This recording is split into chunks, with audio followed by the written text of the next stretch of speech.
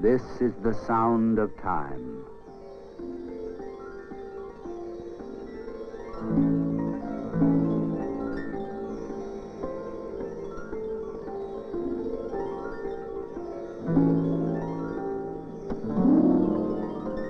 This is its silence.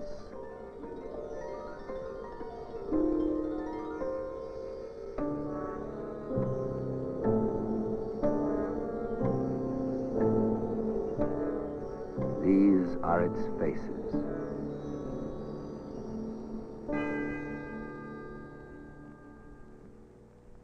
Here is an album of days, the silver and lilac of spring, golden summer, all honey and thunder, autumn of showering coppery light, the iron of winter with its ice and sleep. And God called the light day, and the darkness he called night, and the evening and the morning were the first day. The sun was an ancient god. His seasons of sunlight divided the hunting hours. These were the dawn people, hunters and fishers, men with clocks in their bellies. And here began a thing known only to man. In the anxious moments of the hunt, time was born. And time passed.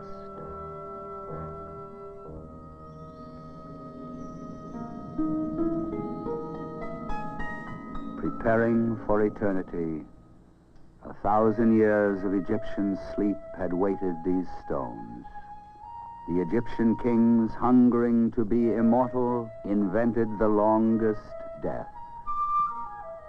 To the star-watching priests of the river Nile, high flood on the holy river and the rising of the dog star measured our journey round the sun. But in the fields, time was the slow drag of elastic hours on the shadow clock as summer lengthened the day.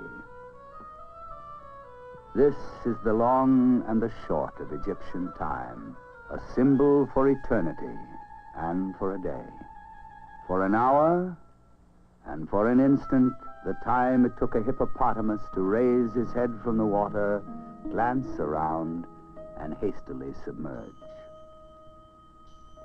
An instant, 1,000 years across the wine-dark sea. Decorum, proportion, relations in space, and the ordering of things and men were the interests of classical times. Rome was the dial hand of the age.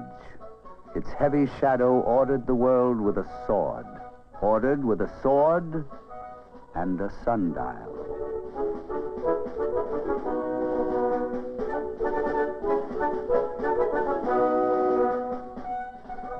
But a sundial keeps disorderly hours. The long day of summer and the short day of winter are equal on it. Greek mathematics and Roman ingenuity formed the hemicyclium. But at night or in bad weather, the hemicycle slept. Clepsydra, the water thief, could measure indoor time, subtracting drops of water from the hour or filling a copper bowl. Drifting hours of the ancient world. But water will freeze. Sand is more constant. Or at night, the pale flame of a time ring candle burning away the evening hours.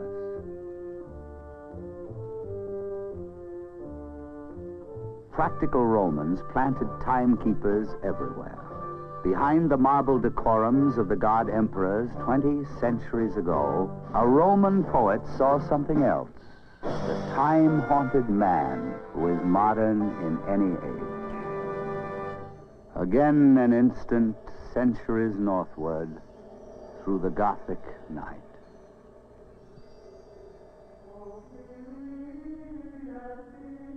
In the prayerful dark of the Middle Ages, the canonical hours, matins to vesper song, rang down from the tall cathedrals.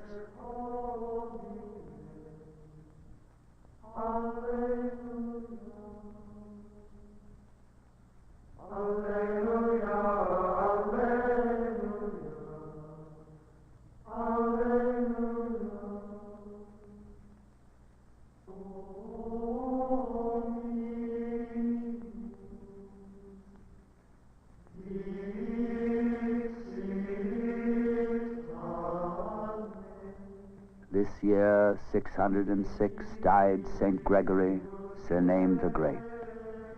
And after him, Sabinianus succeeded, being 63rd Pope.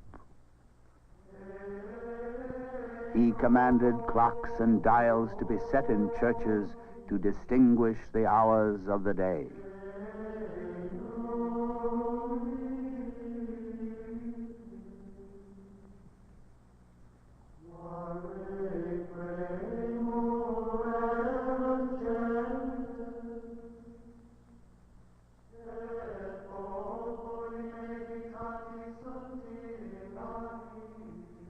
Here in the dark tower, time is an arrangement with gravity. Far below, 1,500 pounds of lead, harnessed with ropes and shafts, drive the iron clockwork, transmitting motion and changing speeds. Gears mesh their teeth and bend to their work.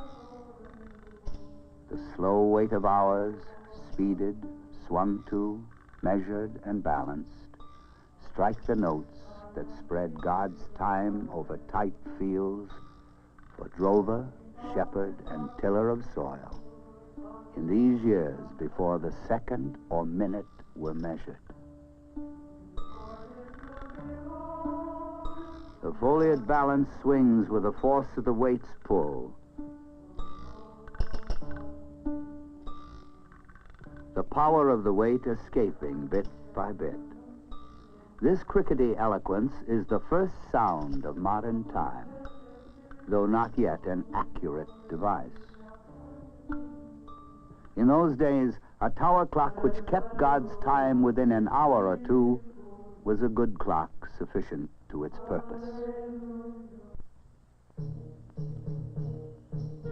As centuries passed, moving through the Renaissance toward the ornate Baroque, clocks became more remarkable in their embellishments.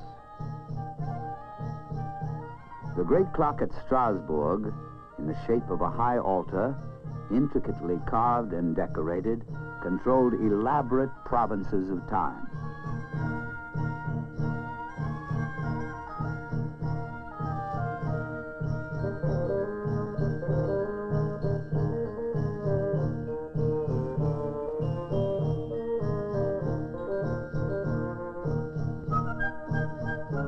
This great clock counted the phases of the moon, named the days, and numbered the ages of man.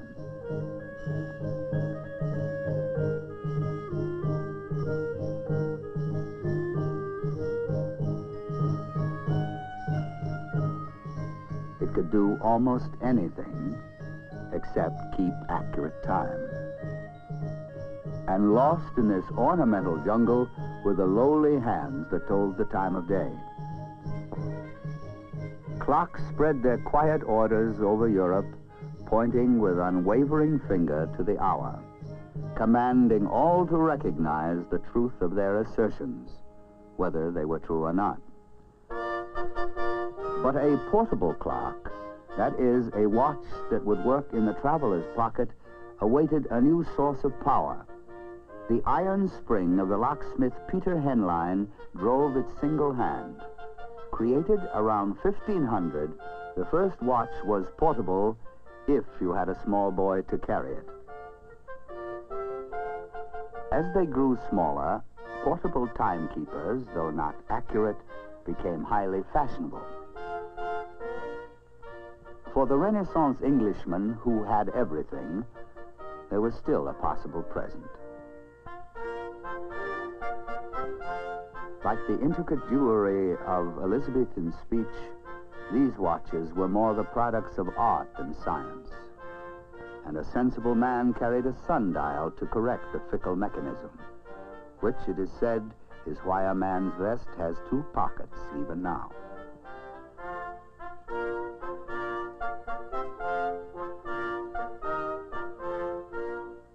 Finally, the foliate balance was replaced by the pendulum, bringing more accuracy to clocks.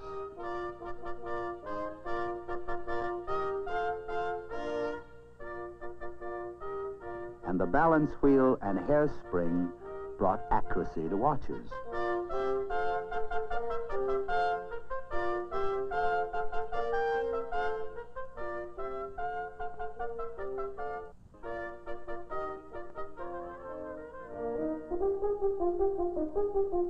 By the end of the 18th century, on the other side of the Atlantic, a new atmosphere was developing.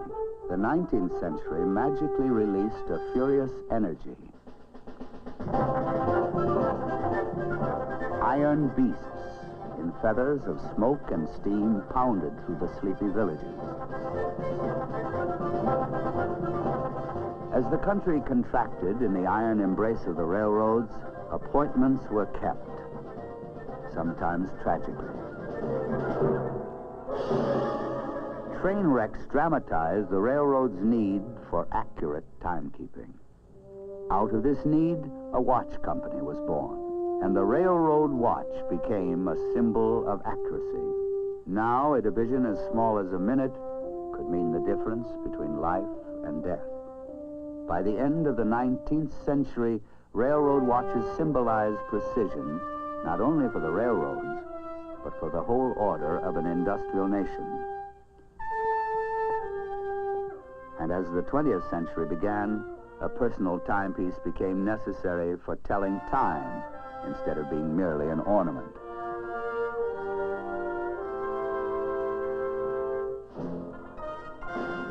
Now the world has become a crackle and roar of power. Electricity powers the 20th century. And the newest use of 20th century power for timekeeping is found in the world's first electric watch. Electricity is the first new source of power for portable timekeepers since the mainspring was invented almost 500 years ago. We have finally progressed beyond mere improvements on a 16th century invention. Here, a tiny energy cell does away with the mainspring, supplying a year or more of power. It needs neither winding nor motion to keep it going. In 1668, a Hassuerus Fromentil published an advertisement. There is lately a way found out for making clocks that go exact and keep equaler time than any now made without this regulator, not subject to alter by change of weather, and may be made to go a week or a month or a year better than those that are wound up every day. Today we have in fact surpassed Mr. Fromentil's ideas of accuracy. But how much accuracy do we need? That depends on whether you are catching a train or traveling to the nearest star. In our search for more precise timekeepers, we are reaching for an absolute, something more exact than those ancient timepieces, the sun and the stars. We have learned to count the heartbeat of a quartz crystal with 100,000 pulses in a second, and we have counted the vibrations of an atom. We can measure the present in microseconds or journey down the great cliff of the past. 200,000 years to a stone axe, 400 million to the Ordovician strata. Down the vast subcontinents of geologic time, past the lost Edens of dinosaurs and fishes, to where fossils of Cambrian trilobites sleep in stone. past them 1 billion years to the empty rock laid down before life began, where number has lost its meaning. Time is an ocean in which we swim and drown, or it is a thread which ties a gone past to a future not yet real, passing through us in the endless instant that is now.